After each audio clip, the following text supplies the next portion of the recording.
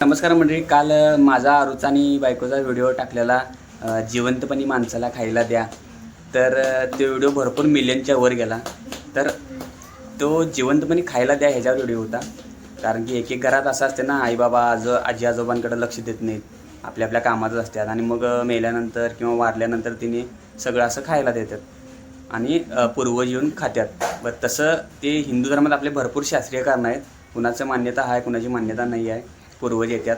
तर माझं एक कारण काय आहे की पितृपक्ष का करायचा किंवा महाळ का करायचा, तर हे कारण आहे. ही तिघं येऊन बसल्यात आणि तिघं म्हणतात की बाबा हे काय असते, काय कशासाठी असते, मग कोण आहेत आपले पूर्वज. मग त्यांना मी आमचे बाबांच्या आठवणी, त्यांच्या आजोबांच्या आठवणी आणि माझं जे पंजोबा होते त्यांच्यासुद्धा आठवणी मी सांगतोय. कुणाकुणाला पंजोबांचं सुद्धा प्रेम मिळालं असते.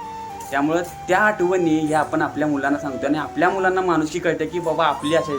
आजकालच्या पिढीला बघा माणुसकी नाही आहे अजिबात. कोण बाबा, कोण आजोबा, कोण पंजोबा हे त्यांच्या लक्षातच नाही आहे.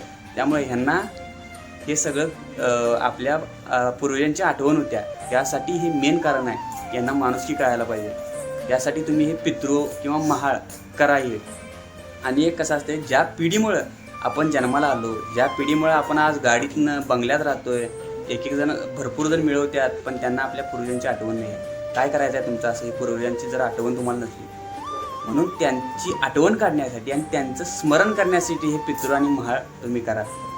ज्या पिढीमुळे आपण घडलोय, ज्या पिढीमुळे आपण जन्माला आलोय, ज्या पिढीमुळे आपण हे जग बघितलंय, त्यांच्यासाठी हे करा. ते वरून येतात वगैरे ते सगळ्या मान्यता आहेत, पण मेन कारण काय आहे तर तुम्हाला त्यांचं स्मरण व्हावं आणि ह्या आपल्या येणाऱ्या पिढीला त्या आपल्या पूर्वजांची आठवण राहावी, एवढ्यासाठी आहे.